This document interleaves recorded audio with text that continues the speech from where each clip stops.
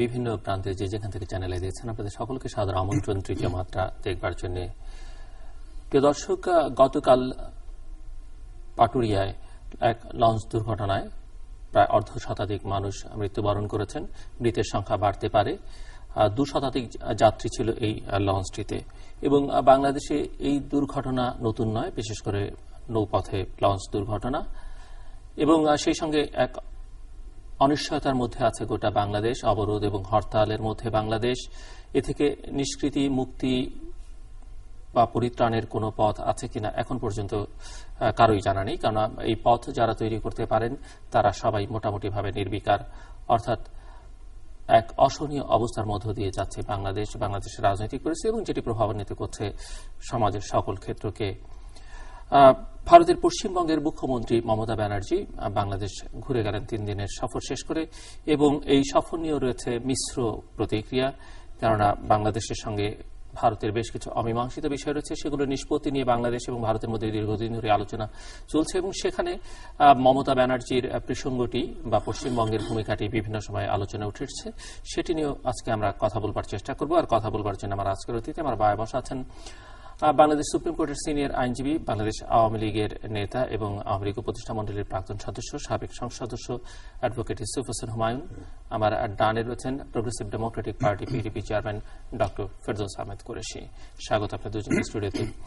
Advocate Yusuf Hossain Humayun, প্রথমে একটু launch দুর্ঘটনা যারা মারা গেলেন এবং এই যে দুর্ঘটনাটি ঘটল, এবং এটি নতুন নয়, নানা ধরনের পদক্ষেপের কথা আমরা প্রায়শই শুনি, কিন্তু দুর্ঘটনা কখনোই কমানো বা থামানো যাচ্ছে না এবং মানুষকে বাঁচানো যাচ্ছে না।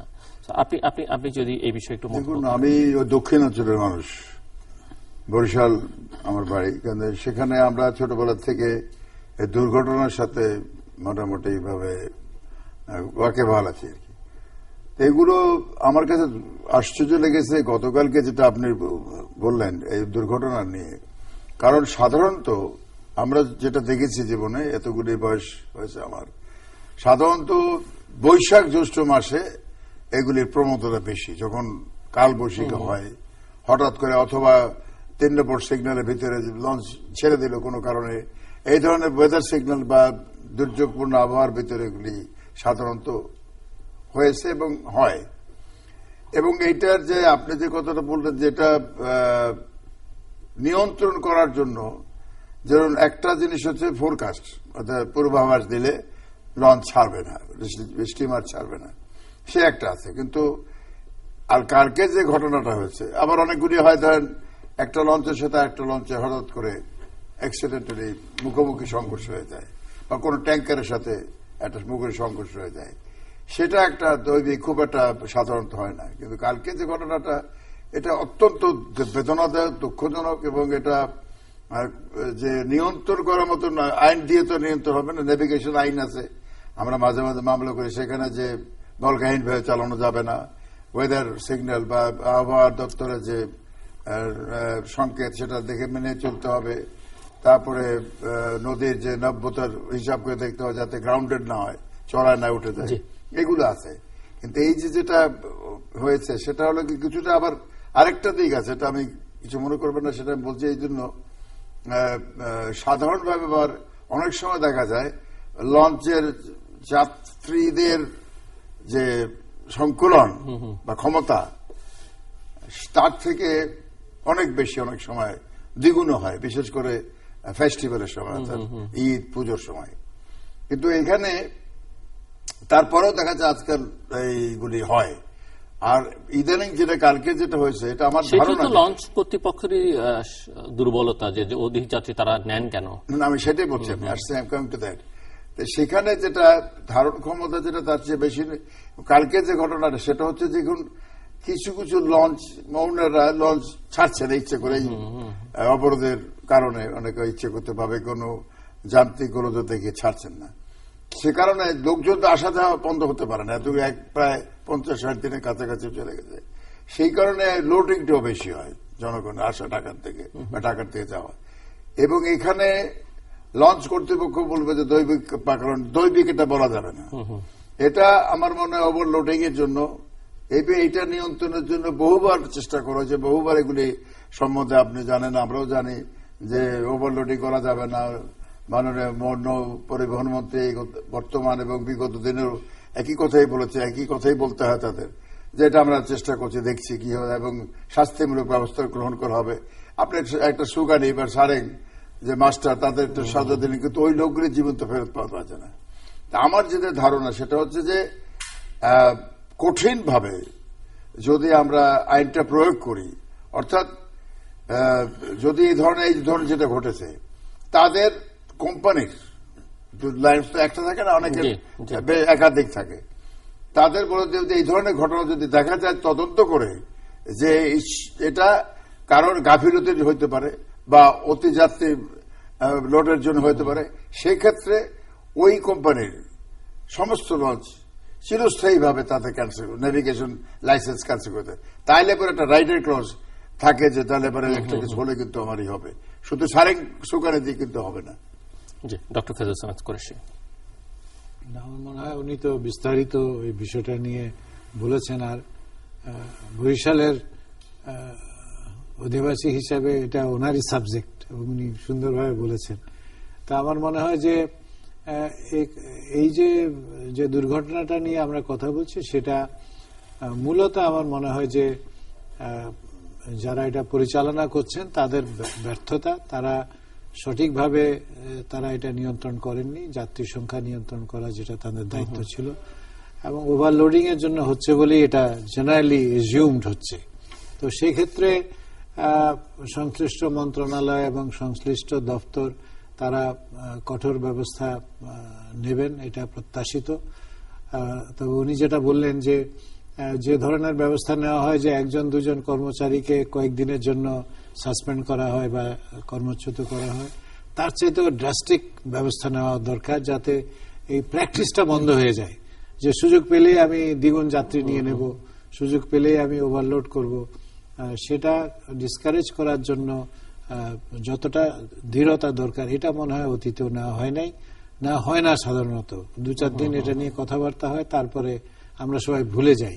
এই জায়গাটা থেকে সরে এসে যদি যথাযথ ব্যবস্থাটা নির্দিষ্ট করা হয় যে কি শাস্তি হবে, যেটা উনি সাজেস্ট করেছেন, যে তাদের সমস্ত লাইনের আপনার যে শিডিউলটা যদি বন্ধ করে দেওয়া হয়, তাহলে সেটা তাদের জন্য একটা বড় রকমের ক্ষতির কারণ হবে এবং তারা হয়তো এই ধরনের কাজ থেকে নিবৃত্ত হতে পারে। আমি একটু আরেকটি কথা অ্যাড করতে ভুলে গেছিলাম, ওই অঞ্চলের লোক তো আমি, সেটা আরেকটি কথা বলি। এইটা একটা সাইড মালিকদের, আর যারা প্যাসেঞ্জার বা যাত্রী, আমি নিজে দেখেছি সদরঘাট থেকে বা বরিশাল টার্মিনাল থেকে, যে দেখতেছে যে ফেস্টিভ্যালের সময়, বিশেষ করে উৎসবের সময়, তখন দেখা যায় যে ধারণ ক্ষমতার বেশি, তখন জোর করে নদী দিয়ে নৌকা দিয়ে পেছন দিক দিয়ে ওঠে। এইটার সম্বন্ধে আমাদের দেশে 5 আইন বলে, ছোটবেলা দেখছি, এখন এইসব আইন কেউ মানেও না, নাই। অর্থাৎ গরুর গাড়ির তলে যে কেউ যদি পড়ে, তাহলে পরে 5 মাসের 6 মাসের জন্য শহরে ঢুকতে পারে, দ্যাট ইজ সেকশন 5। ওই ধরনের একটা কিছু রাইডার ক্লজ করতে হবে। যদি কোনো যাত্রী ফোর্সফুলি ওঠার চেষ্টা করে, ওঠে, তাকে শাস্তিমূলক ব্যবস্থা, মোবাইল কোর্টের মতন একটা কিছু। অন্য প্রসঙ্গে যাই, ভারতের পশ্চিমবঙ্গের মুখ্যমন্ত্রী মমতা ব্যানার্জি বাংলাদেশ ঘুরে গেলেন এবং এর আগেও তার প্রাক্তন প্রধানমন্ত্রী মনমোহন সিং এর সঙ্গে আসবার কথা ছিল, যখন তিস্তা চুক্তি হবে করছে মনে হচ্ছিল, সেই সময়টাতে তিনি শেষ মুহূর্তে আসেননি আর কি। এবং সাধারণভাবে একটা পারসেপশন তৈরি হয়েছে বা করা হয়েছে যে তার কারণে এই চুক্তিটি হয়নি। যাই হোক, তিনি বাংলাদেশ সফর করে গেলেন। নানা ধরনের মিশ্র প্রতিক্রিয়া আছে, অনেকেই খুবই উচ্ছ্বসিত যে বোধহয় কিছু একটা হবে। তিনি নিজেও বলেছেন এখানে সাংস্কৃতিক বিষয়ে তিনি কমিটি করবার কথা বলেছেন, 2 বাংলার মানুষদের নিয়ে, ব্যবসায়ীদের বলেছেন এটি কমিটি করবার জন্য। আবার তিস্তার প্রসঙ্গে তিনি বলেছেন হবে, দুদিকেই হয়তো সমস্যা আছে, তিনি ভূমিকা রাখবেন। ল্যান্ড বাউন্ডারি হয়ে যাচ্ছে, যে ল্যান্ড বাউন্ডারির যে বিরোধ, সেটি নিষ্পত্তি হয়ে যাচ্ছে। সব মিলিয়ে মমতা ব্যানার্জির এই ঢাকা সফরকে আপনি কিভাবে দেখছেন? আপনার অসংখ্য ধন্যবাদ, এটা সমকালীন বিষয় নিয়ে আলাপ করেছেন। মমতা ব্যানার্জির কে যদি চিনতে হয়, বুঝতে হয়, জানতে হয়, তাহলে পরে তার জীবনের যেভাবে ধাপে ধাপে উনি উঠে এসছেন, সেইগুলি পর্যালোচনা করতে হবে। অর্থাৎ তিনি প্রথমে কংগ্রেসে ছিলেন, সেখান থেকে বিদ্রোহ করে তিনি তৃণমূল কংগ্রেস করেছেন, এবং বর্তমানে যে কংগ্রেসের সভানেত্রী সোনিয়া গান্ধীর সাথে তার ব্যক্তিগতভাবে একটা সুসম্পর্ক ছিল, বাট আপনি বুঝতে পারেন সাংগঠনিক হোক দলীয় নেতৃবৃন্দের সাথে একটা কনফ্লিক্টের কারণে সেটা তৈরি করেছে। এবং তিনি একটা জিনিস প্রমাণ করেছেন যে বিদ্রোহ করে আসলেও কিন্তু এতদিনের শাসন পশ্চিমবঙ্গে বামপন্থী যারা বলবো আর কি, বাম জোটকে তিনি পরাজিত করেছেন এবং ধরাশায়ী করেছেন বলতে পারেন। এইটার অবশ্যই তার একটা কৃতিত্ব। তো সর্বভারতে তার একটা গ্রহণযোগ্যতা বলেন বা একটা ইমেজ সৃষ্টি হয়েছে, যেটা হয়তো কংগ্রেসে অরিজিনাল থাকলে হয়তো এইভাবে হতো না। এখন আসি সংক্ষেপে বলি আমাদের সাথে যে বিষয়টা, কারণ আমাদের যে বর্তমানে আমাদের মাননীয় প্রধানমন্ত্রী জনতা শেখ হাসিনার সাথে এই বিফোর যে তিনি মুখ্যমন্ত্রী হওয়ার আগে আর আমাদের মাননীয় প্রধানমন্ত্রী হওয়ার আগে একটা বিরোধী দল নেত্রী থাকার সম্বন্ধে একটা পারস্পরিক সম্পর্ক ছিল, একটা মধুর সম্পর্ক। দেখুন, যে দেশের নেত্রী যেই হোক না তার দেশের স্বার্থটা আগে থাকে। তিস্তা নিয়ে তখন মূল বিষয়টা তা নিয়ে অনড় অবস্থান করলেন, তখন কিন্তু বিজেপি সরকার ক্ষমতায় ছিল না, কংগ্রেস ক্ষমতা, এটা আমাদের মনে রাখতে হবে। তখন কংগ্রেস সরকার, কংগ্রেস জোট ক্ষমতায় ছিলেন। তো তখন তার দেশের ভিতরে যে একটা স্ট্যান্ড বলে, যেটাকে আমরা বলি চমক, রাজনৈতিক স্ট্যান্ড, যে জনপ্রিয়তার জন্য, সেটা সব দেশেই সবাই করে। সেটা দেখিয়েছেন যে আমি পশ্চিমবঙ্গের স্বার্থটা প্রথমে দেখি, তারপর অন্য কিছু। এবং এই ব্যাপারটা তিনি কেন্দ্রীয় সরকারের সাথে একটু দ্বিমত পোষণ করেছে এবং তার অনড় অবস্থানের জন্য সৃষ্টি হতো কিনা আমি জানি, বাট একটা অবস্থা সৃষ্টি, একটা স্থিতি অবস্থা চলে এসছে, স্টেলমেট অবস্থা, মানে এদিকে ওদিকে না। এখন বর্তমান যে দিল্লিতে শাসন করছেন বিজেপি সরকার, একক ক্ষমতা এসছে, তাদের যে কনসেপ্ট, মানে মূল তন্ত্র যে হিন্দুত্ব বা যে বিজেপির যখন করতেন নরেন্দ্র মোদী, তখন কিন্তু শিবসেনা এদের যে অন্য কনসেপ্ট ছিল তার থেকে কতদূর যাবেন আমি জানি না, বাট কিছু কিছু জায়গায় কিন্তু একটা কনভার্সনের ব্যাপারটা এসছে আমাদের প্রত্যেকের। এখানটায় কিন্তু মমতা মুখোপাধ্যায়ের সাথে একটু ডিফারেন্স আছে। তো আর এই ব্যাপারটা যেটা, এবং বর্তমান যে প্রধানমন্ত্রী ভারতের, তিনি চাচ্ছেন যে সব অঙ্গরাজ্যের সাথে একটা সম্পর্ক রাখার জন্য, এবং মমতা মুখোপাধ্যায়ের সাথে তো একটা সুসম্পর্ক রাখার চেষ্টা করছে। কিন্তু একজন মন্ত্রী গ্রেপ্তার হওয়ার পরে আবার একটা স্ট্রেইন, একটা দূরত্ব বেড়েছে। যেভাবে হোক না কেন, একটা সার্কামস্ট্যান্স, আমি মনে করি অবস্থার কারণে আজকের বিশ্বায়ন না, ওই ভারত রাজনীতির অবস্থার প্রেক্ষাপটে আজকে মমতা বন্দ্যোপাধ্যায় তার স্থান পরিবর্তন করেছে, আমার ধারণা, মাই পারসেপশন ইজ একটু পরিবর্তন করেছেন, যে প্রতিবেশী সাথে একটা সম্পর্ক রাখলে পরে ভালো হয়। এবং আরেকটি জিনিস হচ্ছে নরেন্দ্র মোদীর যে নেইবারিং কান্ট্রির সাথে, পার্শ্ববর্তী দেশগুলির সাথে সম্পর্ক উন্নয়নের যেটা প্রথম থেকে নিচ্ছেন হওয়ার পর থেকে, এবং আমাদের সাথে যেটা, সেটাও একটা কারণ। এই সব মিলিয়ে কিন্তু একটা অবস্থার ভিতরে এই সিচুয়েশন তিনি বাংলাদেশে এসছেন। এখন আসেন, উনি যে কথাগুলি তিনটে জায়গায় বলেছে, আমি যেরকম শুনেছি, একটা হচ্ছে যে উনি বলতে চাচ্ছেন যে বাংলা আমার, বাংলা ভাষা আমার, বাংলা আবেগ। সময়টা দেখেন, 21শে ফেব্রুয়ারি আমাদের অন্তর্জাতীয় মাতৃভাষা দিবস, ভাষার মাসে উনি এসছেন। Choice of time was very good, সুন্দর সময় নিয়ে বেছে নিয়েছেন এবং আমাদের সাথে গভীর রাত্রে 12টার পরে সে সম্মান প্রদর্শন করেছে শহীদদের আত্মার প্রতি। পরবর্তীকালে আবার বিজনেস যারা ব্যবসায়ী সম্প্রদায়ের সাথে কথা বলেছেন। সব মিলিয়ে যদি আমি দেখি, দুটো মেসেজ আমি পাচ্ছি তার মধ্যে। একটা হচ্ছে যে সে একটা সিনসিয়ার এফোর্ট আছে, আন্তরিকতা আছে, যে একটা কিন্তু সমাধান হওয়া দরকার। বাঙালি ভাষাভাষীর মধ্যে একটা সম্পর্কের সুদৃঢ় বন্ধুত্বপূর্ণ সম্পর্ক, হৃদয়ের সম্পর্ক, আত্মার সম্পর্ক, এটা উনি উপলব্ধি করেছেন। আবার এট দ্য সেম টাইম এটাও কিন্তু উনি বলেছেন যে ওই যেটা আপনার যোগ বলে যাই বলেন, ইলিশ মাছ আর পানি। কিন্তু আরেকটি জিনিস আমার মনে রাখতে হবে, আমি সেদিনকে কোন চ্যানেল ঠিক মনে নাই, নর্থ বেঙ্গল রংপুর থেকে এক ডক্টরকে নামটা বলে গেছি, তিনি বলেছেন যে মমতা ব্যানার্জি এসছেন, চুক্তির কথা হয়তো উনি এখন বলছেন যে চুক্তি হবে, এটা নিয়ে কোনো বাধাবাধি হবে না, অসুবিধা হবে না, এটা তারপরেও বলছেন। কিন্তু তারপরেও কিছু আছে, অর্থাৎ কেন্দ্রীয় সরকারের ব্যাপারটা আছে, সে অঙ্গরাজ্য। কিন্তু সেই ভদ্রলোক কিন্তু একটা কথা বলেছেন যে পানিটা কোথায়, তিস্তা চুক্তি হবে ঠিক আছে, পানি কোথায়, এই জিনিসটা কিন্তু আমাদের মাথায় রাখতে। পানি যদি ফ্লো অফ ওয়াটার না থাকে সেটাও একটা ব্যাপার কিন্তু আছে, সেখানে সামগ্রিক ব্যাপারটা আনতে হবে। সেটা মমতা নিজের কথাই, মমতাই বলেছেন যে পানি তো নেই। না সেটাই বলছে কি, সেটাই সেই সার্বিক ব্যাপারটা পানির চুক্তি, যেটা আমার মনে হয় একটা দেখে আমরা যাচ্ছি, এটা ইতিবাচকই দেখতে হবে। এই জন্য দেখতে হবে যে আমরাও চাচ্ছি নেইবারিং কান্ট্রিজের সাথে। আরেকটি কথা শেষ, সেটা হচ্ছে যে ওই যে ছিটমহলের ব্যাপারটা, এটা কিন্তু উনি পরিষ্কার বলেছেন এটা হবে। সুতরাং আমরা আশাবাদী হিসেবে থাকি, আমরা আশা করবো যে আগামী যে অধিবেশন লোকসভার হবে সেখানে একটা ইতিবাচক অবস্থা দেখবো, যাতে করে এই দেশের মানুষ মনে করবে যে she was sincere and honest in her approach. এই ব্যাপারটাতে পশ্চিমবাংলার মুখ্যমন্ত্রীর কতটা ক্ষমতা আছে বা তার বক্তব্য এই সিদ্ধান্তের উপরে কতটা প্রভাব ফেলবে সেটা নিয়ে কিছুটা প্রশ্ন তো আছে, কারণ এটা মূলত কেন্দ্রীয় সরকারের বিষয়। বাংলাদেশকে ডিল করতে হবে ভারতের কেন্দ্রীয় সরকারের সঙ্গে।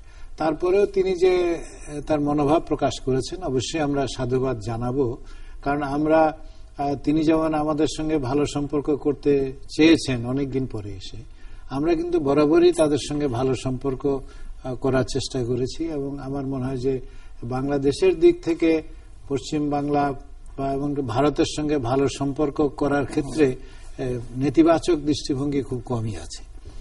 তো এখানে তার নেতিবাচক যে অবস্থান ছিল সেখান থেকে তিনি যদি সরে এসে থাকেন এবং যে কথাগুলো তিনি বলেছেন সেগুলোকে আমরা যদি নেই, ভালোভাবে গ্রহণ করছি, তো আশা করব যে আগামী দিনে এই নিয়ে যখন আলাপ আলোচনা হবে তিনি সেখানে একটা ইতিবাচক ভূমিকা করবেন।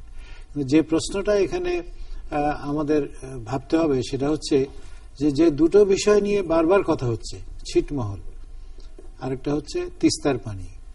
ছিটমহল এটা কোনো সমস্যাই না, এটা জাস্ট ইন্ডিয়া করছে না, এটা কেন বারবার আলোচিত হচ্ছে? এটা India is not doing it, আমরা আমাদের পার্ট করে ফেলেছি, ওনাদের পার্ট ওনারা করছেন না। এবার তো উদ্যোগ নেওয়া হয়েছে, এটা ওনারা একটা মামলা করে দিয়ে ওনাদের আদালতে মামলা ঠুকিয়ে দিয়ে, তার মানে হচ্ছে পুরো ব্যাপারটাই মনে হচ্ছে যেন এটাকে ঠেকিয়ে রাখার জন্য। আমাদের দেশেও আমরা দেখি অনেক মামলা হয় একটা পরিস্থিতি সৃষ্টি করার জন্য, ওনারা এটা করে রেখেছেন। আশা করব যে সেখান থেকে ওনারা সরে আসবেন। সেখানে হচ্ছে তিস্তার ব্যাপারে ইউসুফ ভাই যেটা বললেন, আমরা দেখছি ভারতের প্রাক্তন পররাষ্ট্রমন্ত্রী সালমান খুরশিদ এটি নিয়ে অনেকের সঙ্গে বৈঠক করেছেন এই ইস্যুটা নিষ্পত্তির জন্য। ঠিক আছে, ওনারা ওটা ওনাদের বিষয়, ওনাদের নিজেদের ভেতরে এটা নিয়ে কেন এত জটিলতা। কিছু জমি এই পাশে আছে, কিছু জমি এই পাশে আছে, there will be an exchange. আমি হিসাব করে দেখেছি 1000 বা 1500 একর ডিফারেন্স হয়। তো এটা নিয়ে কেন এত বছর ঝুলছে এটা আমার কাছে বোধগম্য নয়, এক্সেপ্ট যে আমরা এটা ঝুলিয়ে রাখতে চাই ইচ্ছাকৃতভাবে, সেটা ছাড়া এটাতে কোনো কারণ আমি দেখি না। তো সেকেন্ড যেটা আমরা বলছিলাম যে তিস্তার পানি নিয়ে যে কথাটা হচ্ছে, যে তিস্তায় পানি আসবে কিভাবে, তিস্তার পানি আসার যে প্রক্রিয়া, যে এর উপরে যে আরো পানি উইথড্রয়ালের যে প্রক্রিয়াটা ভারত করে আসছে অনেকদিন ধরে, এবং সবচেয়ে যেটা দুশ্চিন্তার বিষয় সেটা হচ্ছে ব্রহ্মপুত্র থেকে গঙ্গায় পানি নেওয়ার যে আন্তঃনদী সংযোগ প্রকল্প, সেখান থেকে আবার কাবেরী নদী পর্যন্ত পানি যাবে। এই যে একটা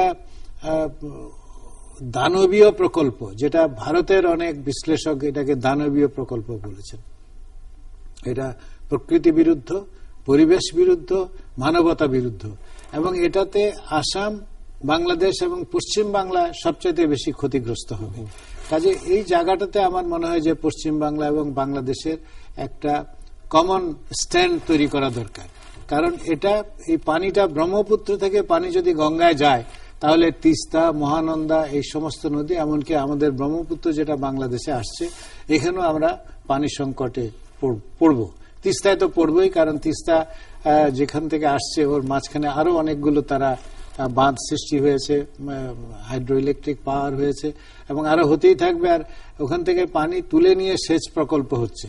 তো কাজেই তিস্তাতে পানি থাকলে তো আমরা পানির ভাগ পাবো। যে প্রশ্নটা আসে, যে উনি যে উল্লেখ করলেন যে এখান থেকে একজন বলেছেন উনি যথার্থই বলেছেন, আমাদেরকে মূল জায়গায় যেতে হবে। পানি সমস্যা, তিস্তা, কর্ণফুলী, ফেনী নদী, এগুলা বিচ্ছিন্নভাবে এটা ইস্যু নয়। ইস্যুটা হচ্ছে সামগ্রিক।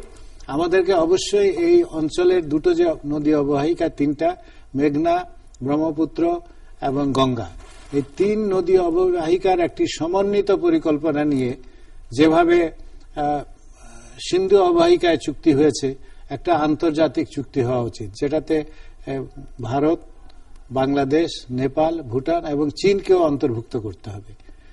এবং এটা ছাড়া কোনো পরিকল্পনা, কোনো প্রকল্পই কার্যকর হবে বলে আমি মনে করি না।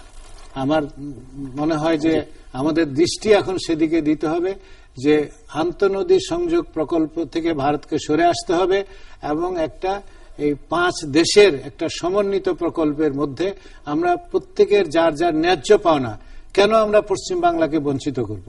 তাদের অধিকার তাদেরকে পেতে হবে। কেন আমরা নেপালকে বঞ্চিত করব? কেন ভুটান বা সিকিমকে করব? সবার অধিকার যার ন্যায্য, আমাদের যতটুকু পাওয়ার আমরা ততটুকুই চাই, তার বেশি আমরা এক ফোঁটা পানিও চাই না। কিন্তু আমাদের যেটুকু পাওনা সেটা যেন আমরা পাই, এটা নিশ্চয়তা দিয়ে একটা আন্তর্জাতিক চুক্তি হতে হবে। অ্যাডভোকেট হুমায়ুন, এখানে দুটো প্রশ্ন। একটি মিস্টার কোরেশি যেমনটা বলছিলেন যে এই মীমাংসাগুলো আসলে কেন্দ্রীয় সরকারের সঙ্গে শেষ পর্যন্ত করতে হবে, বাকিরা তো আসলে সাইডলাইনের আছেন, তাদের সঙ্গে বাংলাদেশের কোনো চুক্তিও হবে না, করা সম্ভব নয়। এটি একটি দিক। কিন্তু এটি এই সফরটি কতটা আন্তরিকতাপূর্ণ তার দিক থেকে ছিল, উৎসাহ, মানে যে অতীতের যে ভুল বোঝাবুঝি আছে সেগুলো কাটাবার জন্য কেউ কেউ মনে করে থাকেন যে সামনে যেহেতু পশ্চিমবঙ্গের বিধানসভা নির্বাচন আছে এবং তার ভোটারদের মধ্যে অ্যারাউন্ড 30% হচ্ছে মুসলিম ভোটার এবং যাদের একটা বড় অংশ এখান থেকে মাইগ্রেট করেছে বাংলাদেশ থেকে, সো বাংলাদেশের ইস্যুতে তারা খুব সেনসিটিভ এবং যে কোনো ব্যাপারেই তারা একটু মানে বাংলাদেশের প্রতি তাদের এক ধরনের দুর্বলতা আছেই। সেই ভোটারদেরকে আকৃষ্ট করবার জন্য মূলত তিনি এই সফরটি করেছেন। দেখুন, আমি আগেই বলেছি যে মমতা ব্যানার্জি যখন এটা তিস্তার ব্যাপারে অনড় অবস্থান নিলেন, সেখানে কিন্তু একটা রাজনৈতিক সেখানেও তার ভোটের ব্যাপার আছে। আমি আপনি যেটা বলেছেন সেটাও সেজন্য আমি বললাম যে এক ডক্টরেট যে পানি বিশেষজ্ঞ, সে বলেছে পানি করতে, তার তো স্টাডি আছে, আমরা তো স্টাডি করতে পারি না, সে বিশেষজ্ঞ, আমি তো বিশেষজ্ঞ না। একটি কথা আছে, নট বিং এ এক্সপার্ট, আমার সাধারণ জ্ঞানতে বলতে হবে, যেটা রহিস সাহেব বলেছেন, সেটা হচ্ছে যে এই যে আপার রাইপিডেন যেটা বলি আমরা, এই তিস্তার যেখানে ব্যারেজটা আছে তার উপরের দিকে ভারতের যে অংশটা, সেখানে বিভিন্ন জায়গায় ব্যারেজ করে বাদ করে পানিটা ডাইভার্ট করছে ফর ইরিগেশন। ওই ডাইভার্সন হলে তো এদিকে পানি আসবে না।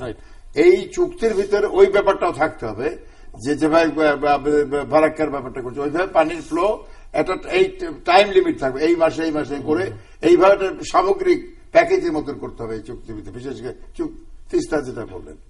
আর আপনি যে কথা বলেছেন, হ্যাঁ, এটা তো থাকতেই পারে। এখন মাথার ভিতরে কি আছে তো আমরা জানি না, এটা রাজনীতি তো করলে তো নানান দিকে থাকে, সেটা দুইটি দিক থাকতে পারে। যেরকম পশ্চিমবঙ্গে আগামী বিধানসভা নির্বাচন, লোকসভা বিধানসভা নির্বাচন, সেদিন উপনির্বাচন, দুটোতেই কিন্তু তৃণমূল কংগ্রেস বিজয় লাভ করেছে। এই ধারাটাকে ধরে রাখার জন্য সে যদি পলিটিক্যাল একটা স্টেপ নেয়, যেটা আপনি যে বললেন 30% মুসলিম এখান থেকে যা সেন্টার, তাদের মনটা তো এখানে অনেকে আছে, তাদের সন্তুষ্টির জন্য ভোট ভিক্ষার জন্য। কিন্তু এট দ্য সেম টাইম এটাও আমাদের মনে রাখতে হবে, আমরা তো বসে থাকবো না, আমরা তো ওই জাস্ট গেলেন মনে গেলে আমরা শুনে গেলাম তা তো না, আমাদের সরকারও তো এটা পার্শ্ব করতে থাকবে। সো দ্যাট এই যেটাই আমি বললাম, আগামী লোকসভা যে অধিবেশন হবে, সে সময় আমরা বুঝতে পারবো যে আসল সিনসিয়ারিটি কত দরকার। তবে আমরা আশাবাদী, সেটা বলতে চাই। We hope she was sincere and honest in her approach.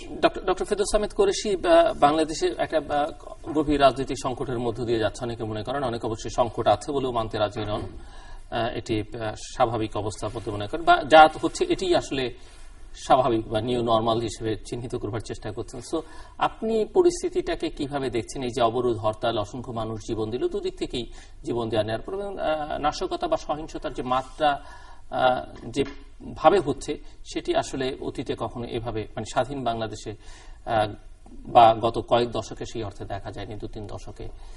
সব মিলিয়ে আপনি পরিস্থিতিকে কিভাবে দেখছেন? এর উৎস কোথায়? আর পরিত্রাণের কথা তো নিশ্চয়ই শুনতে চাইবে দর্শকরা। দেখুন, এখানে দুটো বিষয় রয়েছে। একটা হচ্ছে সংকট আছে কিনা। সংকট আছে কিনা সেটা কারোর সঙ্গে আলাপ করার প্রয়োজন নাই, সেটা আমরা দেখতে পাচ্ছি। জনগণ অনুভব করছে যে শিশুকে নিয়ে তার মা স্কুলে যাচ্ছে, তিনি অনুভব করছেন যে অসুস্থ মাকে নিয়ে যিনি হাসপাতালে যাচ্ছেন তিনি অনুভব করছেন, যিনি তার কাজে চট্টগ্রাম যাবেন তিনি রাস্তা দিয়ে যাবেন তিনি অনুভব করছেন। কাজে এটা আমরা আওয়ামী লীগের নেতা বা সমর্থক বা যারা এটাকে হালকা করে দেখছেন তাদের সঙ্গে আলাপ করার আমাদের প্রয়োজন নাই, এটা আমরা অনুভব করছি। এখন প্রশ্ন হচ্ছে যে এই সংকটটা কেন হচ্ছে এবং কিভাবে সেখান থেকে আমরা পরিত্রাণ পেতে পারি। এই সংকটটা হচ্ছে একটি কারণে, সেটা হচ্ছে যে আমাদের দেশে আজকে ঘটনাক্রমে দুটি রাজনৈতিক জোট শক্তিশালী জোট হিসেবে আবির্ভূত হয়েছে এবং তাদের শক্তি এত বেশি যে তারা যে কোনো পক্ষ যেটা ডিকটেট করেন সেরকম একটা সিচুয়েশন দেশে হয়ে যায়। আজকে যদি আওয়ামী লীগ ইচ্ছা করে তাহলে দেশকে অচল করে দিতে পারে, বিএনপি চাইলে বিএনপিও অচল করে দিয়ে রেখেছে। আমরা দেশে রাজনীতির ভারসাম্য তৈরি করতে পারি নাই। আমাদের রাজনীতি ভারসাম্যময় নয় বলেই কোনো একটা শক্তি পুরো বিষয়টাকে একটা বিকল করে দিতে পারে এবং সেটা দুঃখজনক এবং সেই পরিস্থিতি থেকে পরিত্রাণ পাওয়া কিন্তু অনেক সময়ের ব্যাপার এবং প্রক্রিয়ার ভেতর দিয়ে হয়তো আমরা আশা করব যে একদিন আমরা মুক্তি পাব। এখন এখান থেকে এই মোমেন্টে আমাদের কি হতে পারে, এই সময় পুরো বিষয়টা নির্ভর করছে এই দুই জোটের উপরে। যারা এটা তৈরি করছেন, যারা এটাকে প্রতিরোধ করতে গিয়ে এটাকে আরো বর্ধিত করছেন, এই দুইটা একইভাবে চলছে। এখানে একটা কম্পিটিশন চলছে কে কতটা এই পরিস্থিতিটাকে দুরূহ করে তুলতে পারে এবং সংকটটা কত গভীর করতে পারে, কিন্তু কেউ দায়িত্ব নিতে রাজি না। কে করছে? এটা কি আসমান থেকে কেউ এসে করছে এই পরিস্থিতিটা? এটা নিশ্চয়ই আমাদের দেশের ভেতর থেকে কেউ করছে। তাকে আমরা এই দলের বলি বা ওই দলের বলি বা তৃতীয় পক্ষের বলি বা সাবোটাজ করছে কেউ বলি, যেভাবেই বলি না কেন দেশের ভেতর থেকে হচ্ছে। এখানে এ থেকে বেরোবার একটি পথ হচ্ছে যে আমরা আমাদের যে রাজনৈতিক সংকট যেটা গড়ে উঠেছে বিগত 5ই জানুয়ারির নির্বাচনকে কেন্দ্র করে, এটা তো আমাদেরকে স্বীকার করতে হবে যে সেই নির্বাচনটা যথাযথ ছিল না। যথাযথ অর্থ এই যে 153 জন সেখানে বা 54 জন বিনা প্রতিদ্বন্দ্বিতায় নির্বাচিত হয়েছেন। এটা থেকে বোঝা যায় যে নির্বাচনটা সঠিক হয়নি, যথাযথ হয়নি। নির্বাচনটা আইনসঙ্গত হবে। উনি তো আইনের একজন সিনিয়র আইনজীবী এবং আমাদের শ্রদ্ধেয় বড় ভাই, আমি ওনার এতেই বলবো যে এটা বৈধ হয়েছে, সেটা বৈধতা দেওয়া যায়, কিন্তু এটা নৈতিকভাবে গ্রহণীয় নয় যে পরিস্থিতিতে আমরা নির্বাচনটা করেছি। এই নৈতিক দায়টা ক্ষমতাসীন দলকে গ্রহণ করতে হবে। শেখ হাসিনা আমাদের প্রধানমন্ত্রী, তিনি নির্বাচনের আগে কিন্তু সেটা অনুভব করেছিলেন এবং তিনি বলেছিলেন যে, আমার মনে আছে, আমি এখনো আমার এটা স্মৃতিতে আছে, যে তিনি বলেছিলেন যে এই দশমের পরে একাদশের কথা ভাবতে হবে এবং সেভাবেই উনি এটা এক ধরনের প্রতিশ্রুতি বলা যায় যে নির্বাচন হলে আবার একটা নির্বাচন বা করে এই যে ত্রুটিটা শোধরানো হবে। এটা করতে অসুবিধাটা কোথায়? তারা বলছেন যে খালেদা জিয়া বা বিএনপির সমর্থন শূন্যে চলে গেছে, জনগণ তাদেরকে ত্যাগ করেছে। তাহলে তাই যদি করে তাহলে একটা নির্বাচনে যেতে ভয় কিসের? সারা পৃথিবীতে প্রত্যেক দেশেই তো মধ্যবর্তী নির্বাচন হয়। আজকেই নির্বাচন দিতে হবে আমি তা বলবো না, কারণ আমি আবার এই ব্যাপারে মনে করি যে স্টাইলে বাংলাদেশে নির্বাচন হয়, যে পদ্ধতিতে হয়, এটা 10 বার করলেও একই সংকট থেকে যাবে। আমাদেরকে সংকট থেকে সেই জায়গাটাও আমাদেরকে আগে অ্যাড্রেস করতে হবে। সেই সময়টা নিন। তারা অ্যাবসলিউট ক্ষমতায় আছেন, তারা সংবিধান কয়েকবারই পরিবর্তন করেছেন, আবার করতে পারেন এবং এমনভাবে করুন যাতে নির্বাচন যথাযথ হয়। নির্বাচন কমিশনকে সেভাবে গড়ে তুলুন, নির্বাচনের পদ্ধতি চেঞ্জ করুন, একটু সময় নিন, জাতি সেই সময় আপনাদেরকে দেবে। আপনারা যদি সত্যিকারের সিনসিয়ারিটি নিয়ে আপনারা আসেন যে না, আমরা এমন একটা নির্বাচন করতে চাই যে নির্বাচনের পরে পরাজিত ব্যক্তি বিজয়ী ব্যক্তিকে অভিনন্দন জানাবে। Let us make that target একমাত্র জেনারেল ওসমানী 78 সালে জিয়াউর রহমান সাহেবকে অভিনন্দন জানিয়েছিলেন। তাছাড়া আমাদের বাংলাদেশে কোন পর্যায়ে, রাষ্ট্রীয় পর্যায়ে বা স্থানীয় পর্যায়ে পরাজিত প্রার্থী বিজয়ী প্রার্থীকে অভিনন্দন জানিয়েছেন বা মাল্যভূষিত করেছেন তার কোনো দৃষ্টান্ত নাই। সেই দৃষ্টান্তটা যেন আমরা স্থাপন করতে পারি সেরকম একটা নির্বাচন আপনারা দিন, সেটার জন্য আপনারা সময় নিন। নির্বাচন পদ্ধতি চেঞ্জ করেন। বর্তমান নির্বাচন পদ্ধতি ইজ অবসলিট, সারা পৃথিবীতে অবসলিট হয়ে গেছে। আমরা সেটার থেকে বের হয়ে এসে আমরা নির্বাচন পদ্ধতি সংস্কার করি এবং নির্বাচনের ব্যবস্থাপনা সংস্কার করি, যাতে করে আপনার নির্বাচন কমিশন সত্যিকারের স্বাধীন নির্বাচন কমিশনকে ছেড়ে দিন, নির্বাচন কমিশনকে ছেড়ে দিন। আমার মনে হয় আমি আরেকদিন বলেছি যে তাহলে এই সরকার, যেটা তারা দাবি করছেন যে তাদের অনেক জনপ্রিয়তা বেড়েছে, সত্যি হয়তো তাদের জনপ্রিয়তা বেড়ে যাবে এবং তারা হয়তো আবার নির্বাচনে জয়ী হতে পারে। অ্যাডভোকেট হুমায়ুন, অনেক লম্বা ক্যানভাসে বলেছেন তো একটু সময় লাগবে বলতে, একটু ডোন্ট মাইন্ড, ভেরি শর্ট। কথা হচ্ছে যে ক্রাইসিস বা সংকট, বাংলা যেটা বলি সংকটের কথা হিসেবে বলেছেন। হালকা করে দেখার আর গভীরতা দেখার ব্যাপার তো না, এটা রাষ্ট্রীয় দায়িত্ব। যে সরকারি ক্ষমতা থাকলে তারা দেখবে যে এটা ক্রাইসিস ইজ ক্রাইসিস, সংকট সংকট। এখানে মূলত যেটা বলা হচ্ছে যে এই সংকটের কারণ আমি যতটুকু বুঝতে পেরেছি হিসেবে বক্তব্যের মাধ্যমে, যে 5ই জানুয়ারি নির্বাচন।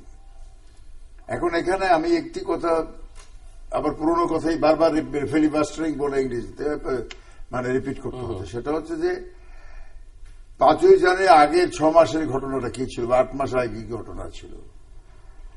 দেখেন, আমারও এখনো মনে আছে 5 মে, আপনি তো এখানে আছেন জানেনই, আপনি 5ই মে যে ঘটনাটা ঘটেছে মতিঝিলে, হেফাজত ইসলাম একটা জনসভা করবে বলে সমাবেশ করবে, যেটা করেছে যে তাণ্ডব করেছে, তাকে সমর্থন দিয়েছেন আবার বিরোধী দলের নেতৃত্ব বর্তমানে চেয়ারপারসন খালেদা জিয়া, ঢাকাবাসী ইনভাইট করেছেন। দ্যাট মিনস এই যে সন্ত্রাস যেটা হয়েছে রাত্রিবেলায়, সেটাকে তিনি স্বাগত জানিয়েছেন, হওয়ার জন্য বলেছেন।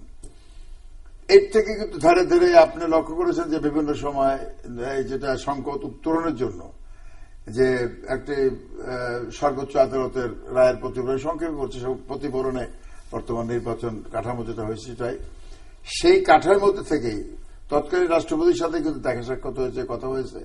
এবং আমাদের আজকের প্রধানমন্ত্রী, তৎকালীন প্রধানমন্ত্রী একটা খোলামেলা প্রস্তাব দিয়েছিলেন যে ঠিক আছে, সংবিধানে যা আছে সেটা যখন অ্যামেন্ডমেন্ট করা হয়, সংসদে আনার আগে সংসদে বহুবার তাদের বলা হয়েছে এসে আলাপ করার জন্য, সংসদের বাইরেও আলাপ করতে বলা হয়েছে, কিন্তু তারা আসেননি।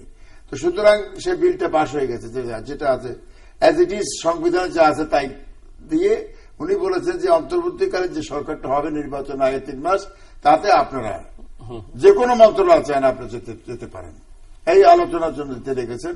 সর্বোপরি তারানগর আসলে তার সাথে একই কথা হয়েছে। এবং সর্বশেষ যেটা আমার যত if I am not wrong forgotten, সেটা হচ্ছে যে ওই যে গণভবনে একটি নিমন্ত্রণ দিয়েছিলেন বেগম খালেদা জিয়াকে, উনি হরতালের কারণে আসেননি। এখানে একটি জিনিস সিকোয়েন্স মিলাতে হবে, সেটা হচ্ছে যে ওই নির্বাচনে না আসার দায় দায়িত্ব তার আওয়ামী লীগের হবে না, বর্তমান 14 দলের না, এটা তাদের ওপেন অফার ছিল ইলেকশন আসার জন্য, আসেননি।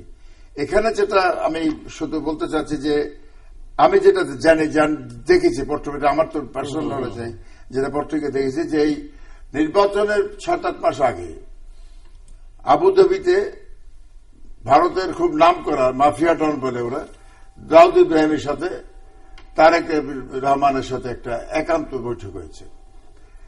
সেখানে বৈঠকে প্রসিডিং থেকে জানে না, তবে যেটা হয়েছে যে তার ফলে যেটা হয়েছে, এডভাইসটা ছিল যে এখানে নির্বাচন হবে না, হতে দেওয়া হবে না, এবং নির্বাচন অংশগ্রহণ সেদিনই বিএনপি করবে বা তাদের দল জোট করবে যেদিন নির্বাচনে আমরা শিওর যে নির্বাচিত মানে আমরা ক্ষমতায় আসবো।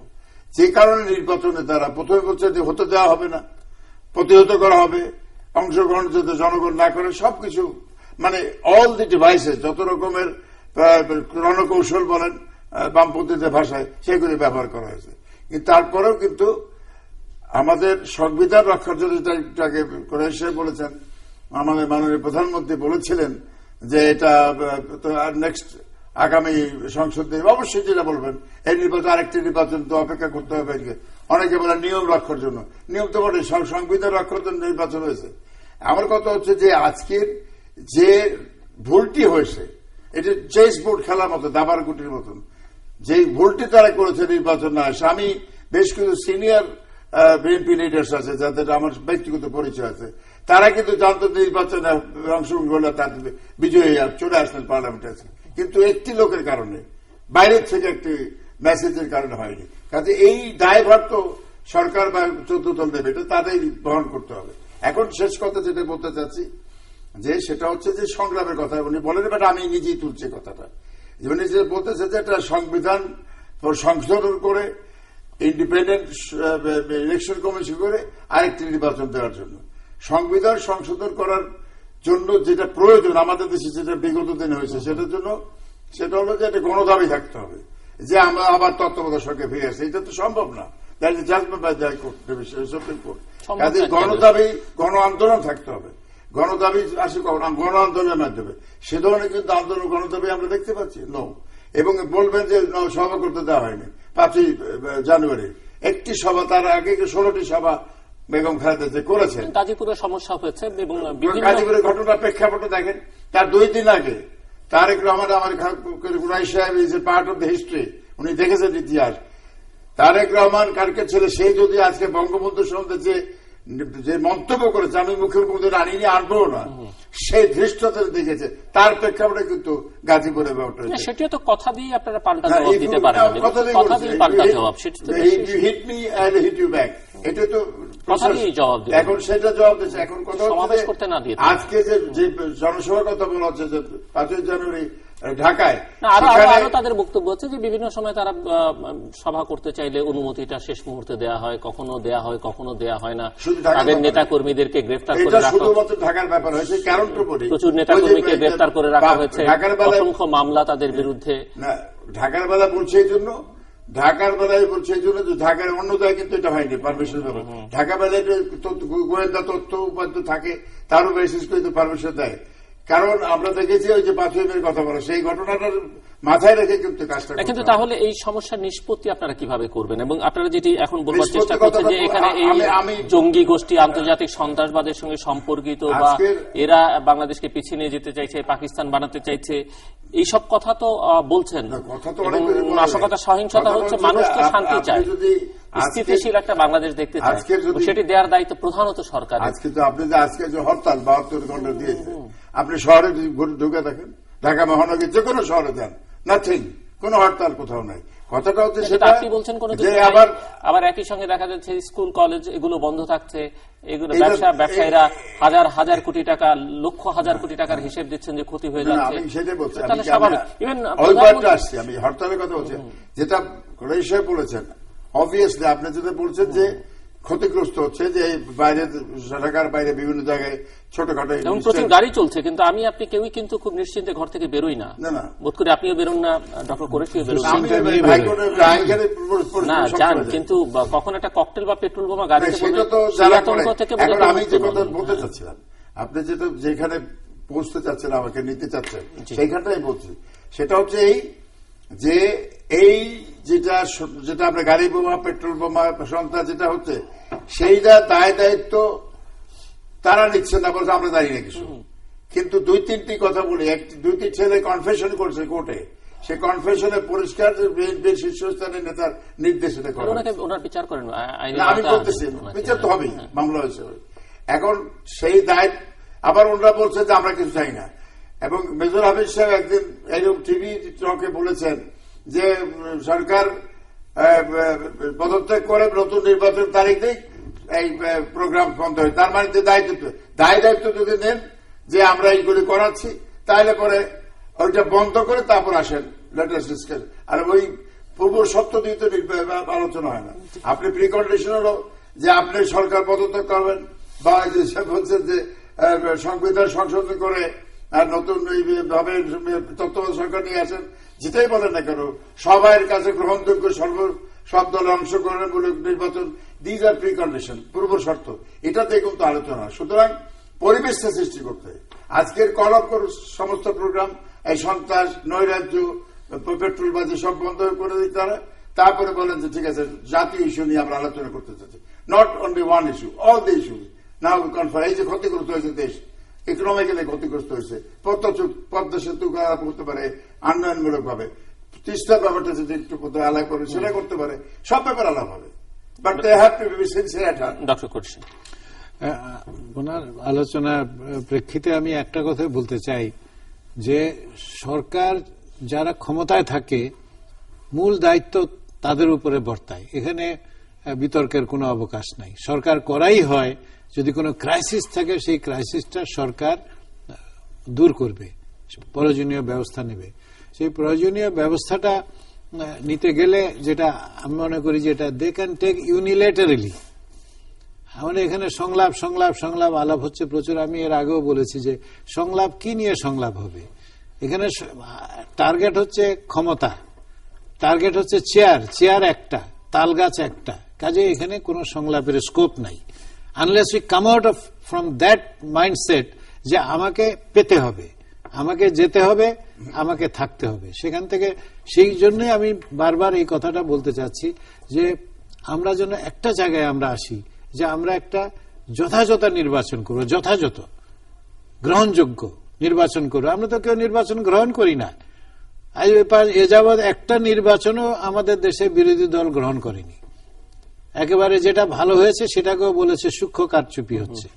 তা আমার মনে এই মাইন্ডসেটটা যদি ঠিক না করি, আপনি ইলেকশন এই যে বলছেন যে আসেন কথা বলেন আলোচনা করেন ইলেকশন করেন, কারা কারা ইলেকশন করবে? এই দুই জোটের ইলেকশন, এই দুই জোটের তো কনফ্রন্টেশন চলছে এবং এই কনফ্রন্টেশন ইলেকশনে শেষ হবে না, ইলেকশনের পরে এটা নতুন মাত্রা ধারণ করবে।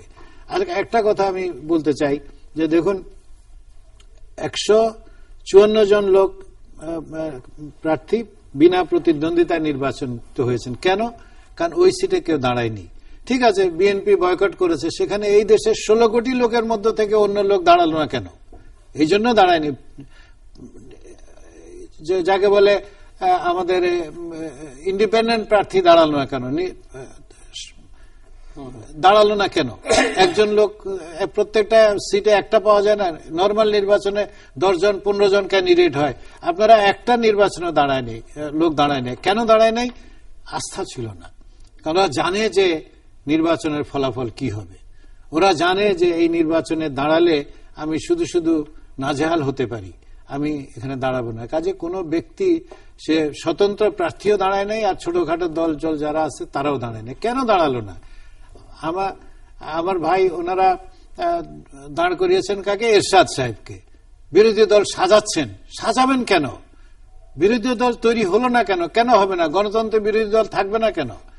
আমরা 40টা দলকে আপনারা রেজিস্ট্রেশন দিয়েছেন, এই 40 দল কেন করেন সেটাও আপনাদের স্টাডি করতে হবে। কেন দল বেরিয়ে আসছে? 6টি দল করেছে, হ্যাঁ মাত্র 6টি দল করেছে এবং তারা সব আসনে নাই। 154 আসনে না থাকার অর্থ হচ্ছে নির্বাচনে মানুষের অংশগ্রহণের মতো পরিস্থিতি পরিবেশ ছিল না।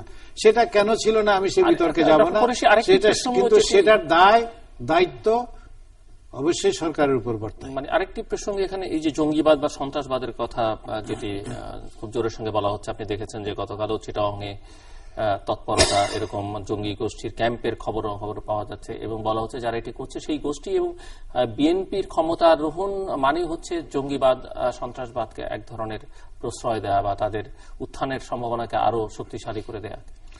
এটা আমার মনে হয় যে দুদিক থেকে দেখতে হবে। একটা হচ্ছে যে বিএনপি যে ধোয়া তুলসী পাতা সেটা তো নিশ্চয়ই নয়, এবং তাদের সঙ্গে যারা আছেন অনেকেই আছেন এই ধরনের চিন্তা ভাবনার লোকজন, তাদের সঙ্গে আছেন একটা মটলে ক্রাউড হয়ে আছে এখন। তো সেখানে এরকম থাকতে পারে, কিন্তু বাংলাদেশের পার্সপেক্টিভে জঙ্গিবাদ এখনো একটা চিন্তার বিষয় হয়ে উঠেছে বলে আমি মনে করি না।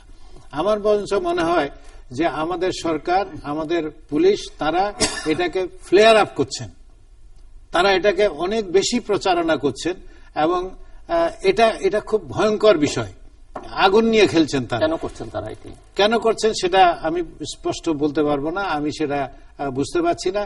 তারা হয়তো মনে করছেন যে এটা করে তারা বিরোধী দলকে আরো কোণঠাসা করতে পারবে, বিরোধী দলের পায়ের তলা থেকে মাটি সরাতে। বিরোধী দল মানে বিএনপি, যারা আজকে রাস্তাঘাটে আন্দোলন করছে এবং আমাদেরকে রাস্তা দিয়ে চলতে দিচ্ছে না। আমি তো মনে করি যে হরতাল এবং অবরোধ সাংবিধানিকভাবেই বন্ধ করা সম্ভব, সেটা করা উচিত, সেটা ভিন্ন বিষয়। কিন্তু ওনারা হয়তো বিএনপিকে আঘাত করতে গিয়ে ওনারা আমাদের জাতির মূল বেসটার মধ্যে একটা সংকট ডেকে আনছেন বলে আমার মনে হয়।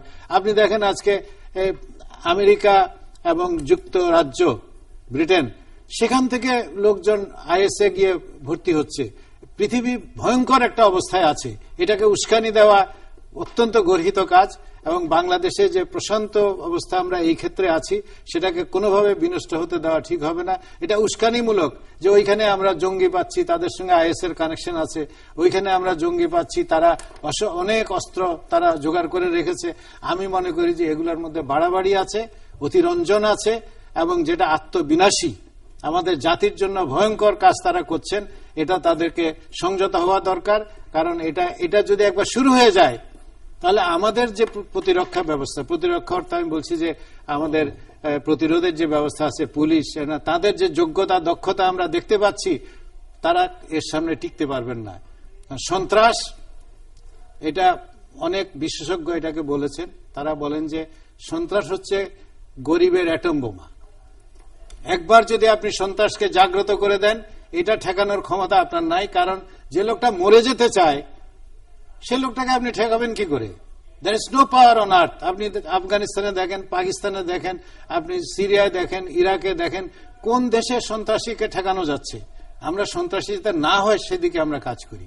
আমাদের ছেলেরা কেন সন্ত্রাসে যাবে, সেই জায়গায় আমরা কাজ করি। আত্মঘাতী বোমার যারা আছে, অ্যাডভোকেট সুফিয়ান, এই ব্যাপারটা আমি উনি যেটা বলতেছেন, লাস্ট যেটা বলেছেন সেটা আমি বুঝতে পেরেছি। সেটা হলো প্রশাসন বা পুলিশ, আইন শৃঙ্খলা বাহিনী, রক্ষাকারী বাহিনী যারা আছে, বাহিনীর তারা প্যাট্রোনাইজ করছে সন্ত্রাসকে।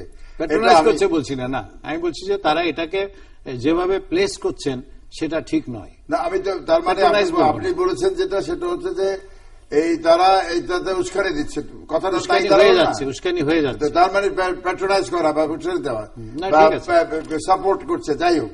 এখানে আমাদের কাজের ফলে তারা উৎসাহিত করছে। ঠিক আছে, এখানে আমার উত্তরটা হচ্ছে, এখানে আইন শৃঙ্খলা রক্ষা বাহিনী যারা আছেন, তারা যে তথ্যবদ্ধ এই পর্যন্ত আমরা বিভিন্ন জায়গায় দেখেছি, যারা ধরা পড়েছে উইথ লিটারেচার, লেখা কত পুস্তক পুস্তিকা, আর্মস অ্যামুনেশন, তারপরে আপনার যে গুগল কি বলে এক্সপ্লোসিভ সাবস্ট্যান্স বলি আমরা, যেটা বিস্ফোরক, এগুলো যেগুলি উদ্ধার করেছে এবং সেখানে যে লিটারেচার পাওয়া গেছে, সেটা তো আর আমরা তারা উস্কানি দিয়ে বা তারা উৎসাহিত করে করেনি, এটা তারা ডিটেক্ট করেছে। দিট ইজ দ্য ক্রেডিট। তারা ডিটেক্ট করতে পেরেছে এবং যাতে করে এটা একটা সন্ত্রাসমূলক কাজ না করতে পারে, ওই বিস্ফোরক দ্রব্য দিয়ে যাতে করে কোনো বিস্ফোরক তৈরি করতে না পারে, সেজন্য করেছে। এটা কিন্তু এটা তারা উৎসাহিত করার কোনো কারণই নেই, কারণ তাদের তো লাভ নেই। উৎসাহিত করে লাভটা কি? তাদের একটা প্রবলেম সৃষ্টি করা হয়। রাদার তারা যে কাজটি করছে, এটা আমাদের অ্যাপ্রিসিয়েট করা উচিত। যে প্রচেষ্টায় দেশে চলছিল, বাংলা ভাইয়ের কথা ভুলিনি আমরা, সেদিনের কথা, যে প্রচেষ্টা চলতেছে ওভার দ্য ইয়ার্স, যে প্রচেষ্টা ছিল যে তাকে একটা ফান্ডামেন্টালিস্ট বা মৌলবাদী অবস্থা সৃষ্টি করা দেশের ভিতরে, সরকার না হোক অন্তত অবস্থা, সেটার থেকে we have saved the country from that situation, এবং উই আর ট্রাইং টু, আমরা চেষ্টা করছি যাতে এই ধরনের সিচুয়েশন কোন অবস্থাতে না হয়। এটা আমরা তো এখানে পাকিস্তান, ছোট পাকিস্তান, মিনি পাকিস্তান বানাবে রিস্ক কোনোদিন নিতে পারি না, at the risk of anything. যে কোনো অবস্থাতে যে কোনো স্যাক্রিফাইস দেওয়ার রাজি আছে, but will not let it be second option, যেটা ভাবে যারা যেটা দিয়ে কাজ হবে। কিন্তু তাতে কিন্তু যারা আজকে প্যাট্রোনাইজ করছে, প্যাট্রোনাইজ কথা বলছি, উৎসাহিত না, তারা যারা সাপোর্ট করছেন, সমর্থন দিচ্ছেন, ইনকাম দিচ্ছেন, অর্থনৈতিক উপাদান দিচ্ছেন, তারা কিন্তু সেভ হবে না, এর থেকে কোনোদিন হয় না। তারা কিন্তু তাদের সেভ করতে পারবে না। সুতরাং আজকের ভাই যেটা বলছেন যে ওই সিরিয়াতে তিনজন তরুণী আসছে, এটা তার মধ্যে দুজন এগুলি হাজার communication, হাজার। এগুলি প্রচার থেকে মানে সর্বশেষ তিনজন যেটি নিয়ে আলোচনা হচ্ছে ব্রিটেনের দুজন, তার মধ্যে বাংলাদেশের বংশোদ্ভূত আছেন। স্টেটমেন্ট আমরা কিন্তু পাইনি, তবে যেটুকু পেয়েছে সেটা হচ্ছে যে কিছু কিছু সংগঠন আছে তারা এক্সট্রিম, প্রত্যেক দলেই আছে, ইন্ডিয়াতে আছে দেখবেন যারা শিবসেনা করে, তার মধ্যে আরো ছোট ছোট সংগঠন আছে, তারা ফমেন্ট করে ধর্মীয় অনুভূতিকে উস্কানি দেয়। এ ধরনের কি সিচুয়েশন তারা যুক্তি দিতে চাচ্ছে সেটা জানি না। সেই সিচুয়েশন তো আমরা সৃষ্টি হয়নি, আশা করি হবে না, এই দেশে কোনো অবস্থাতে হবে না। উই বিলিভ আমরা একটা শান্তি শৃঙ্খলা বিশ্বাস করি এবং অসাম্প্রদায়িক দেশ করার জন্য যে স্বপ্ন বঙ্গবন্ধু দেখছে সেই দিকে এগিয়ে যাওয়ার জন্য চলছি এবং চলব। এ ব্যাপারে কোনো আমরা কারোর সাথে ডক্টর ফেরদৌস আহমেদ কুরেশি, আমরা শেষের দিকে কনক্লুডিং রিমার্কস, 2 মিনিট সময় আপনার জন্য। একটু ছোট্ট কমেন্ট করি, সেটা হচ্ছে যে আমার কথাটাকে উনি নিয়েছেন কিন্তু আমার মনে একটু ভিন্ন হয়েছে, যে জন্য না হলে ওনার স্পিরিট আর আমার স্পিরিট ইজ সেম। আমরা এটা চাই না, এই ধরনের সিচুয়েশন বাংলাদেশে হোক, এটা চাই না বলে আমার উদ্বেগ। এবং আমি মনে করছি যে আমাদের প্রশাসন সঠিক লাইনে যাচ্ছেন না। যেমন এই যে বাংলা ভাইয়ের কথা উনি বললেন, বাংলা ভাই তো আমাদের প্রশাসনের উস্কানিতেই বড় হয়েছে। প্রশাসন সবসময় ঠিক করে, এটা আমাদের রাজনৈতিক শক্তি যদি ধরে নেন তাহলে তারা নিজেরা আত্মপ্রবঞ্চনা করবেন। প্রশাসনের উপরে কঠোর দৃষ্টি রাখতে হবে যাতে প্রশাসনের ভুল আমাদের রাজনৈতিক ক্ষেত্রে চলে না আসে, তার জন্য গোটা জাতি সাফার না করে। বাংলা ভাইকে আমরা সেভাবেই, বাংলা ভাইয়ের দ্বারা আমরা ক্ষতিগ্রস্ত হয়েছি, সেরকম যেন আবার সিচুয়েশন না হয়, আমাদেরকে সতর্ক থাকতে হবে। আর যেটা আমি বলতে চেয়েছি সেটা হচ্ছে যে আইএস জঙ্গিদের সিম্প্যাথাইজার বাংলাদেশে থাকতে পারে। বাংলাদেশের মানুষ ওই সারহাদে গিয়ে যুদ্ধ করেছে আজ থেকে 200 বছর আগে, তো সেই পরিস্থিতি এখানকার কিছু লোক থাকবে, এটা কোনো বিষয় না, এটা থাকবে। আমাদের কাজ হচ্ছে সেটা যেন সেই লেভেলে চলে যেতে না পারে। এবং আমাদের কিছু কিছু কাজ, কিছু কিছু কথাবার্তা, ছবি ফ্ল্যাশ করা, ইয়াং পিপলকে যখন আপনি একটা বন্দুক নিয়েও তুলে দেন যে এই লোক হিরোইজম, এত লোক মারছে, দেখা যাবে যে আরেকজন উৎসাহিত হচ্ছে যে আমিও এরকম করলে আমার ছবি টেলিভিশনে দেখাবে। টেলিভিশনে দেখাতে হবে কেন? প্রত্যেকটা এই যে জঙ্গিবাদের জন্য যাকে ধরছেন তাদেরকে টেলিভিশনে দিয়ে হিরো বানাতে হবে কেন? আপনি শাস্তি দেন তাকে, এলিমিনেট দেন। কিন্তু এই যে মিডিয়াতে যে একটা আমরা হাইপ করি, মিডিয়া হাইপটা আমি বলবো, আমি খুব বিনয়ের সঙ্গে বলবো যে এইটা নেগেটিভ রেজাল্ট দেয়। সারা দুনিয়াতে দিয়েছে, আমেরিকানরা এটা করে আফগানিস্তান, সিরিয়া, ইরাকে করে তারা সেই নেগেটিভ সিচুয়েশন ক্রিয়েট করেছে, আজকে তার ফল ভোগ করছে। কিছু যোগ করবেন আপনি এই ব্যাপারে? আমি শুধু বলতে চাচ্ছি সেটা হচ্ছে যে আমি ভাই এলিমিনেশনের কথা বলছেন। আমরা যেটা মনে করি, আমরা আইনের শাসনে বিশ্বাস করি, এলিমিনেশন বা নিশ্চিহ্ন করে দেওয়ার কনসেপ্টে বা নীতিতে আমরা বিশ্বাস করি না। যার যেটুকু যে অপরাধ করেছে তার চিহ্নিত করে যে অপরাধ, তাকে সেই অপরাধের জন্য যে শাস্তি প্রাপ্য সেই শাস্তি দেওয়ার জন্য আমরা বদ্ধপরিকর। তা আমি শেষ কথা যেটা বলতে চাচ্ছি যে আমরা, উনি ভাইও যেটা বলছে, আমি ডিফার করব, বেসিক ডিফারেন্স আমাদের নাই। আমরা চাচ্ছি একটা শান্তিপূর্ণ দেশ। এই সহিংসতা থেকে আমাদের উত্তরণ করতেই হবে এবং সেটা আমরা বহুবার বলেছি, এখনো বলছি যে সরকার তার প্রশাসনিক দায়িত্ব পালন করছে, সাংবিধানিক দায়িত্ব পালন করছে, নাগরিকদের লাইফ এন্ড প্রপার্টি রক্ষা করার জন্য যেটা করা করবে। কিন্তু এট দি সেম টাইম আমাদের জনগণের মানে পিপলস রিপ্রেজেন্টেটিভ যারা আমরা যারা আছি, সাধারণ মানুষের কিন্তু দায়িত্ব আছে এবং সেটা লক্ষ্য করেছেন। সচেতনতা এসছে এবং সচেতনতার কারণেই বিভিন্ন জায়গায় আজকের প্রতিরোধ গড়ে উঠেছে, জনপ্রতিরোধ। এটা সরকারের পুলিশ আনসারের জন্য বসে নেই, তারা অনেক সন্ত্রাসীদের এই ধরনের বোমাবাজিদের ধরেছে এবং আমি আশা করি যে এইটা অল্প দিনের ভিতরে যে অবস্থাটা, আমি কোন টাইম লিমিট দেবো না, যে সচেতনার কারণেই তারা কিন্তু সরে যাবে এবং দেশে শান্তি ফিরে আসবে। দর্শক তৃতীয়মাত্র সম্পর্কে আপনি লিখতে পারেন ডাক, ইমেল, SMS এর মাধ্যমে, ইন্টারনেট, আমাদের অফিসিয়াল ওয়েবসাইট অথবা সোশ্যাল নেটওয়ার্কগুলিতে যেসব পেজ রয়েছে সেসব পেজে আপনাদের মতামত রাখতে পারেন। আর আপনাদের মতামতই আমাদের অনুষ্ঠান তৃতীয়মাত্রা আপনি দেখতে পাবেন প্রতি বৃহস্পতিবার এবং শুক্রবার বাংলাদেশ মারা দুটোই, বুধবার দুপুর 5:30 এবং শুক্রবার দুপুর 5 মিনিটে দেখবার আমন্ত্রণ রইল। ডক্টর ফেরদৌস আহমেদ কুরেশি এবং অ্যাডভোকেট ইউসুফ হোসেন হুমায়ুন, অসংখ্য ধন্যবাদ দুজনকেই। দর্শক মণ্ডলী, গতকালের লঞ্চ দুর্ঘটনায় যারা মারা গেছেন তাদের আত্মার প্রতি আমাদের শ্রদ্ধা এবং তাদের আত্মার শান্তি কামনা করছি আমরা। সেই সঙ্গে শোক সন্তপ্ত পরিবারের প্রতি আমাদের সমবেদনা এবং যে কারণে ঘটনাগুলো ঘটেছে আমার অতিথিরা সেগুলো ব্যাখ্যা বিশ্লেষণ করবার চেষ্টা করেছেন। এটি সুশাসনের অভাব কিনা, অথবা শাসনের দুর্বলতা কিনা সেটি আমরা বলতে চাই না। তবে দুর্ঘটনা ঘটছে এবং এর জন্য সংশ্লিষ্ট যারা, বিশেষ করে যারা দায়িত্বপ্রাপ্ত এটি দেখভালের, তারা তাদের করণীয়গুলো করবেন। আর কোনো মানুষের জীবন যেন এভাবে না যায় সে বিষয়ে তারা সতর্ক থাকবেন, এটি প্রত্যাশা। ভারতের পশ্চিমবঙ্গের মুখ্যমন্ত্রী মমতা ব্যানার্জি বাংলাদেশ ঘুরে গেলেন, সফর তিনি বলেছেন, ঢাকায়ও বলেছেন, কলকাতায় গিয়ে বলেছেন, এটি অত্যন্ত ফলপ্রসূ সফল হয়েছে এবং দুটো দেশের বাঙালিদের মধ্যে একটা হৃদ্যতাপূর্ণ সম্পর্ক তৈরি হবার সুযোগ নিশ্চয়ই সফর তৈরি করে দিয়েছে। তবে বাংলাদেশের সঙ্গে ভারতের যেসব সমস্যা রয়েছে সেই সমস্যাগুলো মীমাংসার দায় কিন্তু প্রধানত ভারতের কেন্দ্রীয় সরকারের এবং বাংলাদেশকে ডিল করতে হবে ভারতের কেন্দ্রীয় সরকারের সঙ্গে। এটি যেন আমরা ভুলে না যাই এবং সেটি যেন বাংলাদেশ এই সফরের মধ্য দিয়ে কেউ যেন কোনো কৃতিত্ব বা কোনো নতুন আশা বা স্বপ্ন দেখানোর চেষ্টা না করেন। বর্তমান যে সংকট আছে সেই সংকট কম বেশি স্বীকার করে নিয়েছেন আমার ভাই যিনি বসা, তিনি যেহেতু সরকারি দলের, তিনি মনে করেন দ্রুতই এটি নিষ্পত্তি হবে এবং জনগণকে সঙ্গে নিয়ে এটি করা হবে। অন্যদিকে ডক্টর ফেরদৌস আহমেদ কুরেশি মনে করেন সংলাপের উপরে তিনি কোনো খুব একটা জোর দেননি, তবে সংকট তিনি দেখছেন 5ই জানুয়ারির নির্বাচনের মধ্যেই মূলত এবং এই সংকট থেকে পরিত্রাণের পথটা আরেকটি গ্রহণযোগ্য সকলের অংশগ্রহণমূলক নির্বাচনের মধ্য দিয়ে সরকারই করতে পারে তিনি মনে করেন। সরকার সেটি করা উচিত বলে তিনি মনে করেন এবং তিনি মনে করেন যে একটি নির্বাচনই আবার কিন্তু সংকটের সমাধান দেবে না, কারণ একটি নির্বাচনের মধ্যে দিয়ে যেই ক্ষমতায় আসুক না কেন, সেটি 2019-এ হোক কিংবা মধ্যবর্তী হোক, সংকট কিন্তু থেকেই যাবে। কাজেই দীর্ঘমেয়াদে বাংলাদেশ এই ধরনের অস্থিতিশীল অবস্থার মধ্যে যেন বারবার না পড়ে, তার জন্য একটা জাতীয় সংলাপ হোক বা কি করণীয় আছে যে কোনোভাবেই আলোচনার মধ্য দিয়ে, ফরমাল ইনফরমাল আলোচনার মধ্য দিয়ে এটি ইতিবাচক সিদ্ধান্তে সরকার যেন পৌঁছে, সেটি তিনি ওনার প্রত্যাশা। আর দেশে জঙ্গিবাদের উত্থান বা সন্ত্রাসবাদের উত্থান নিয়ে প্রচুর কথাবার্তা হয়, সেটি নিয়ে তিনি বলেছেন যে এটি একটি আত্মঘাতী প্রচারণার মধ্যে সরকার বা যারা করছেন তারা নেমেছেন, কেননা তিনি মনে করেন যে পরিস্থিতিটা আসলে অতটা ভয়ানক নেই যতটা প্রচার করা হচ্ছে এবং জাতির বেইজে আসলে একটা গভীর সংকট তৈরি করে দেওয়া হচ্ছে এই কথাগুলো বলবার মধ্য দিয়ে। অন্যদিকে অ্যাডভোকেট ইউসুফ হোসেন হুমায়ুন মনে করেন যেটি যা হচ্ছে তাই আসলে সরকার বা প্রশাসন তুলে ধরছে।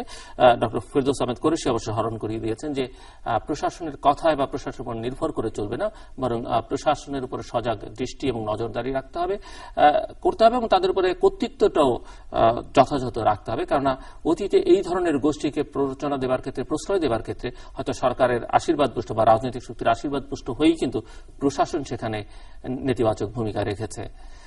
এই কথাগুলো যেন আজকে যারা ক্ষমতা আছেন তারা মাথায় রাখেন। দর্শক, আমাদের সঙ্গে থাকবার জন্য অসংখ্য ধন্যবাদ। আপনাদের সবার জন্য শুভকামনা।